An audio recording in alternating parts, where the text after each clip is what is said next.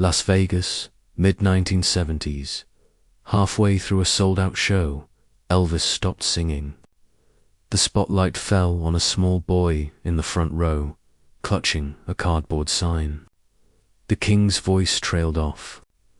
The crowd held its breath. If moments like this remind you why music matters, stick with us, because what Elvis did next became one of the most unforgettable scenes of his career. The house lights dimmed. A ripple of whistles and applause shot through the showroom, bouncing off the velvet-lined walls.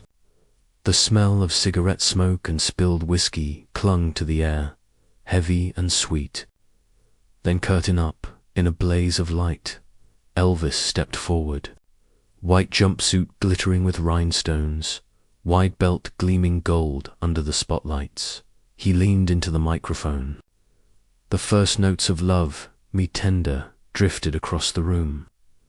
Warm and steady, like a heartbeat. Every camera flash caught the dust hanging in the spotlight beams. Every eye in the room was fixed on him. But in the second row, a different story was unfolding. A woman sat, clutching a folded piece of paper. Her hands trembled so badly the note rustled against her lap. She shifted, whispered urgently to the man beside her. Security glanced down the aisle, then back at the stage. To most of the crowd, it was nothing. But to her, it was everything.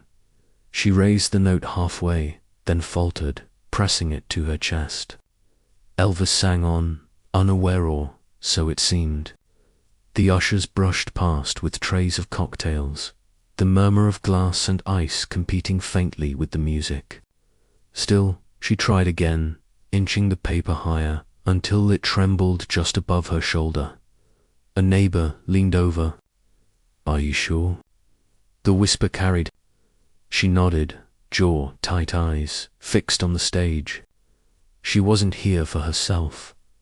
On stage, Elvis shifted, scanning the crowd as he sang. It wasn't unusual. He often met fans' eyes, pointed at signs, winked at admirers. But then, just for a moment, his gaze stopped. Direct, steady. The woman froze, note raised.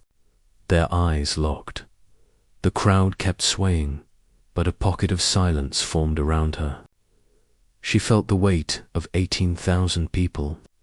Yet in that second, it was only her and the king.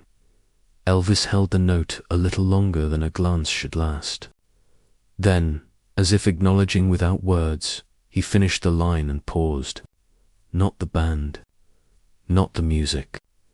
Elvis himself, his hand lifted from the mic stand, a small gesture. But enough. The applause softened, confusion rippling through the front rows. The woman pressed the paper forward with both hands now, desperate, willing it to be seen. A stagehand near the foot of the stage shifted nervously, looking for direction. Elvis tilted his chin slightly in that direction, a silent cue. The band kept playing under him, but the energy shifted. The shimmer of rhinestones, the hiss of amplifiers, the rustle of people leaning closer, all seemed to draw toward the single folded note. The woman pushed again. This time, the usher relented, moving toward her. The crowd, sensing something unusual, hushed. Even the clinking glasses stopped. On stage, Elvis slowed his phrasing, almost stalling. His eyes followed every step as the note edged closer to him, and then he stopped midline. The usher hesitated at the edge of the stage, clutching the folded paper like it was contraband. The lights made him squint, his shadows stretching up the curtain. For a moment, he didn't move until Elvis, with a subtle flick of his hand, beckoned him forward. The music faltered. The band, unsure, held a soft chord.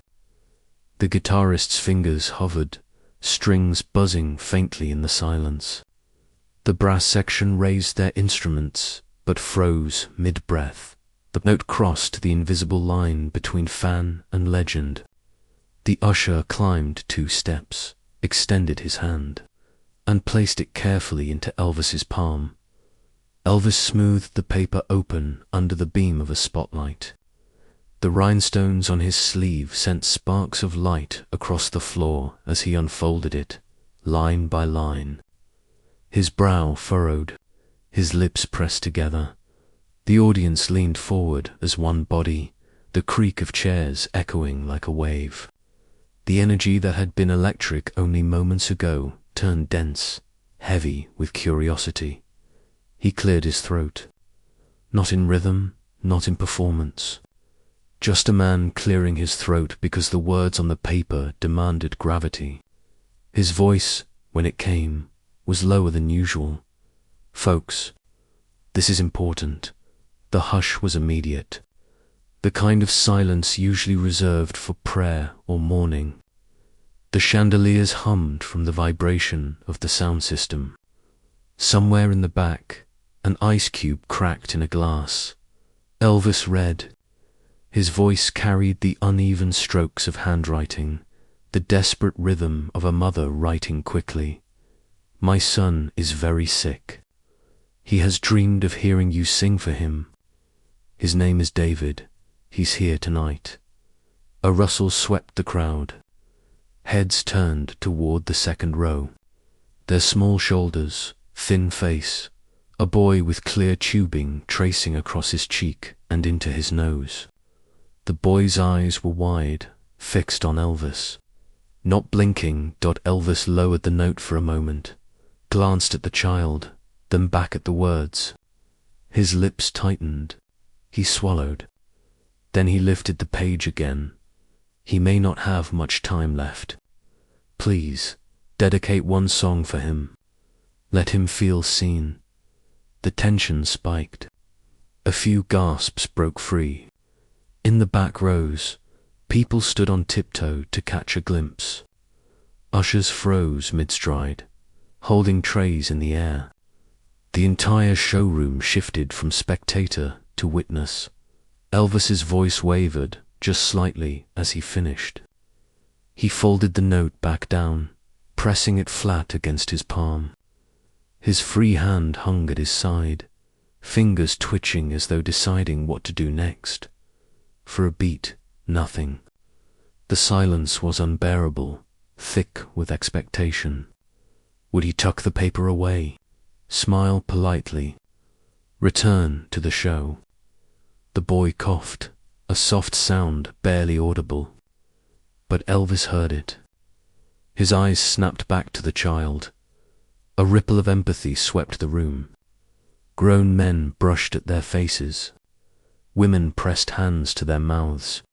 Even hardened Vegas regulars, used to spectacle, felt something shift. Elvis drew in a breath, steady but heavy. He placed the paper carefully on the edge of the piano, as though it deserved a place of honor. He gripped the microphone stand tighter. Witnesses recall his eyes glistening under the lights. Not tears, not yet. But the weight of the moment was clear.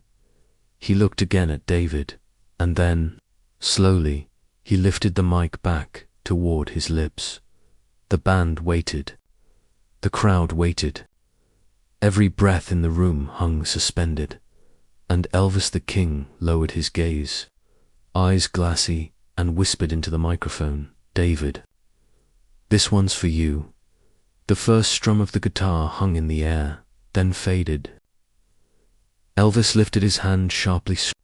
The band froze mid. The amplifiers hissed. The cymbals shimmered out, and then came silence.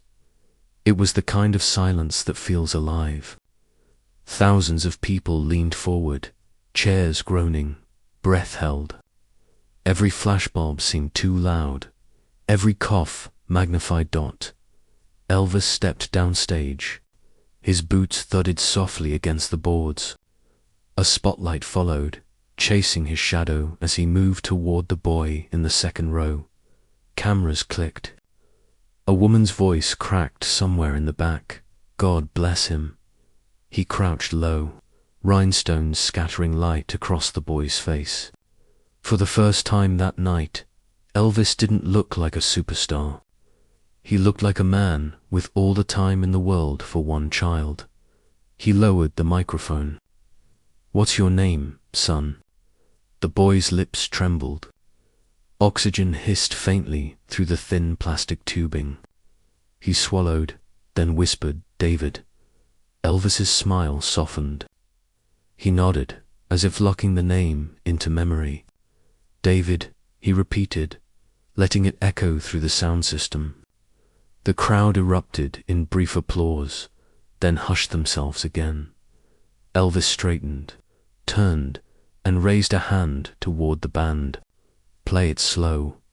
His voice carried authority, but also something else, tenderness.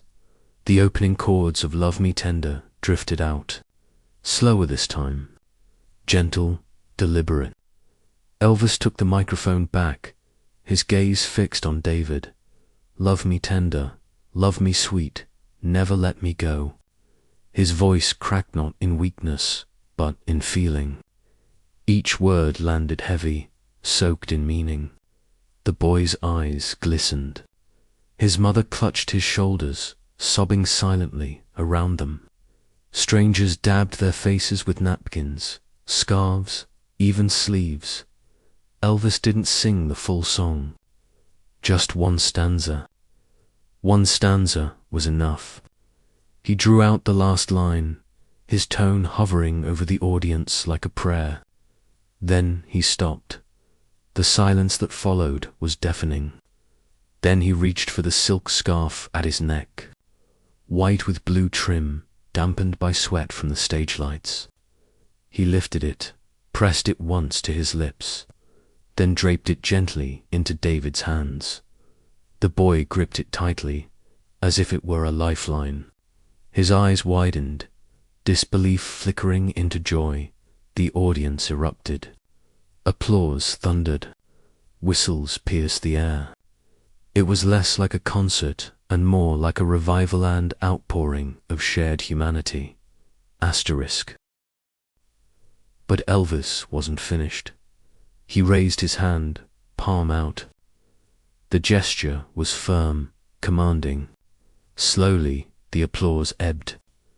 The clapping dwindled into scattered bursts, then silence again. The spotlight still burned on Elvis and David, isolating them from the world. Elvis lifted the microphone once more. His voice dropped lower, almost a whisper carried on speakers. "Now, folks, we're not here just for music tonight. We're here for him." The weight of that sentence rolled across the crowd. People shifted, clutched each other's hands. Elvis turned back to David, crouched once more, and laid his hand over the boy's. It was a small gesture, but thousands could feel the warmth in it. "Son," he said softly, "you matter. You matter tonight." The words weren't part of the show. They weren't rehearsed. They came from somewhere deeper. The boy's eyes brimmed. His lips curved upward, weak, but real. Cameras flashed wildly, immortalizing the moment. For many, this would be the story they told for the rest of their lives. The night Elvis stopped everything for one child. And yet, Elvis wasn't done. He stood, stepped back toward the band, and leaned in close to whisper something to the band leader. The musicians exchanged uncertain glances, waiting for his cue. Whatever Elvis had planned, it wasn't on the set list. Elvis turned back to the crowd, eyes shining, and lifted the note once more. The crowd waited, restless but silent, as Elvis lifted the folded paper again. The spotlight caught the page, its creases glowing like fragile glass. He held it with both hands, steadying himself. A hush fell even deeper. You could hear the hum of the amplifiers, the shuffle of shoes on carpet, the faint drip of ice melting in abandoned drinks. The usual roar of Vegas nightlife outside the showroom seemed miles away. Elvis's voice, steady now, carried into the stillness. "There's one more line." The words sent a ripple through the audience. People leaned forward, bracing for whatever was coming. He lowered his eyes to the page and read, "If he doesn't make it, please let him know tonight he mattered." The sound that followed wasn't applause. It was gasps, sobs, and a collective breaking of hearts. A woman clutched her chest. Men bowed their heads. Couples reached for each other's hands. Elvis pressed his lips together, the muscles in his jaw tightening. He inhaled sharply, chest rising against the glitter of his jumpsuit. Then he looked back at David. The boy's eyes, wide and unblinking, seemed to search his face for meaning. Elvis crouched again. Microphone lowered so only the front rows could hear, but the sound carried anyway. "Son, you'll always matter." His voice cracked on the last word. A fresh wave of emotion swept through the showroom. Witnesses recalled grown men crying openly, strangers passing tissues across aisles, and ushers standing motionless, their trays forgotten. Elvis stood slowly, then turned to the lighting crew. With a sweep of his hand, he gave an order, "Spotlight on him." The follow spot shifted, landing squarely on David. The boy flinched at first, then blinked up into the white-hot glow. His face, pale but determined, shone on the screens of cameras flashing from every angle. The audience responded instantly. Applause surged, but this wasn't the usual frenzied cheer for a hit song.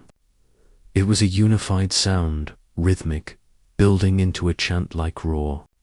Thousands clapping in unison, as if to say, "You matter too."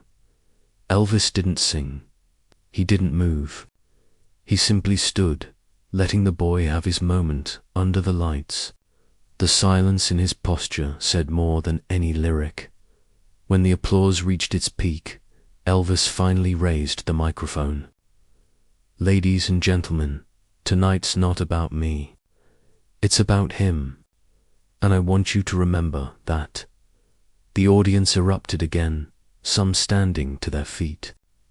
The wave of sound was deafening, rolling through the showroom like thunder. But Elvis wasn't finished. He turned to the band, leaned in, and whispered urgently. The drummer's eyes widened. The guitarist glanced at the sheet music, confused.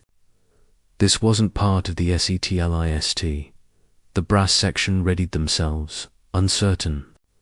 Elvis gave a firm nod. "Follow me," he said. The crowd sensed something unscripted was about to happen. The tension returned, thick with anticipation. A woman whispered to her friend, "What's he going to do now?" David clutched the scarf tighter, knuckles white. His mother wrapped her arm around him, tears streaming, whispering something we may never know. Elvis turned back to the audience, eyes wet but burning with resolve. He held the note aloft once more, then tucked it carefully into his belt close to his heart. The bandleader raised his baton slightly, waiting for the cue. And then Elvis, with a half-smile that carried both sadness and defiance, gave the signal. The band struck a new chord, unfamiliar to the crowd. Elvis stepped off the main stage and vanished briefly into the wings. The stage went dark for a moment. Only the faint glow of the exit signs lit the room. Confused murmurs rippled through the audience. Some thought the show was over. Others leaned forward, straining to see where Elvis had gone. Then applause broke out as he reappeared.